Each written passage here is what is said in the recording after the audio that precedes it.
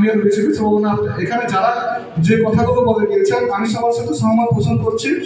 জাতীয় নাগরিক কমিটি যদি দেশের সবার অধিকার নিশ্চিত করতে পারে তাহলে আমি মনে করি এটা একটা সবার রাজনৈতিক দল হিসেবে গড়ে উঠবে। শুধু একটা জাতীয় রাজনৈতিক দল, একটা গোষ্ঠীর রাজনৈতিক দল, একটা রাজনৈতিক দল।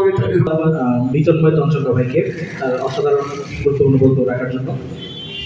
আসলে জুলাই বিপ্লবের আমাদের যে চিন্তা ভাবনা, আমরা চাই সংস্কার, রাষ্ট্র সংস্কার হোক, সংস্কার হয়ে এবং যে আমাদের মধ্যকার যে ফেসিবাদী ব্যবস্থাগুলো আছে সেই সবগুলো ব্যবস্থার অবসান করে নতুন একটা রাজনৈতিক বন্দোবস্ত আমরা বাস্তবায়ন করতে চাই।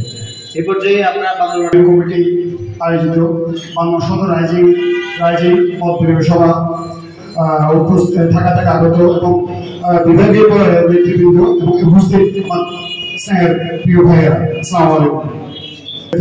ফেসিবাদ যে আমি বিরক্ত, তা আমি চাইবো একটা প্ল্যাটফর্মের মাধ্যমে জাতীয় নাগরিক কমিটির মাধ্যমে হোক আমাদের যে চিন্তা ভাবনা অর্জন করলাম এখানে শেষ নয়, আমরা স্বাধীনতাকে রক্ষা করব। তা আমরা চাইবো নাগরিক কমিটির মাধ্যমে আমরা ভোটাধিকার নিশ্চিত এবং আমাদের সাধারণ জনগণের মত প্রকাশ, আমাদের যে মত প্রকাশের যে স্বাধীনতা আমরা হারিয়েছি আমরা একটু নিশ্চিত করবো, বা আমাদের সাধারণ মানুষের মত বলবো যে মত প্রকাশের যে একটা অধিকার, এটা অনেক মানুষ আমরা ভুলে গেছি।